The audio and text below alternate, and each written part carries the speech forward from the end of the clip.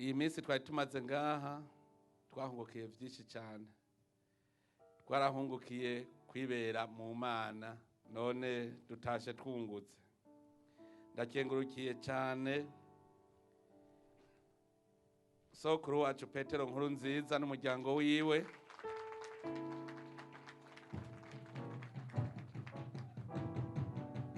bobo batwigishije umugenzo mwiza wuko twoza turarondera igihe tukamara iminsi turi imbere y'Imana, turi nk'abarundi tutariko turavuga tuti ubu turi imbere y'umukuru wacu, ahubwo turi imbere rero y'umukuru nyamukuru imbere y'Imana. Iki kintu badukoreye kirahambaye cyane kandi kize cyame cyanditswe ko bari batuboneye imboneza mu gutuma twiyegereza Imana turabarundi twese.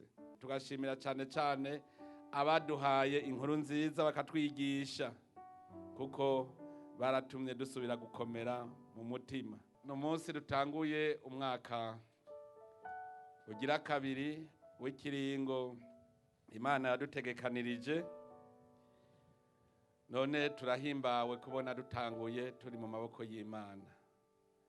Haya gutangura ikivi ubanje kwicara imbere y'Imana birafise ico bivuga, kandi kubera ukwemera kwacu turazi neza yuko umwaka uzohera Imana yagize aho dushikana hasumba ngaha.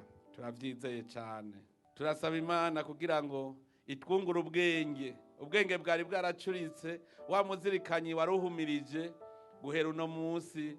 Dusaba Imana umwe wese azure ku mutima wiwe icari carazimanganye, kugira ngo impano ivy'Imana duhaye byose tubishira habona, tubikoreshe mu iterambere ry'ubuzima bwacu.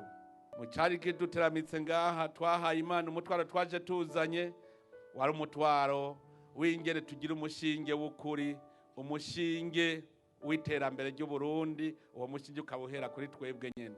Nagira ngende ndabahaye umurongo umwe wese azogenda yitwaje, wanditse mu gitabo mwikete Paulo yandikiye Abaheburayo 12 kuva ku murongo wa 14 n'uwi 15. Uvuga uti mugiriranira amahoro na bose, murondere n'ubweranda, kuko ububuze ntazobona umukama. Mukitegereza kugira ngo ntihagire n'umwe adashikira ingabirano y'Imana, kandi ntihagire umuzi n'umwe usubira kunaga ngo utere umudurumbanyo uhave wandukiza bose.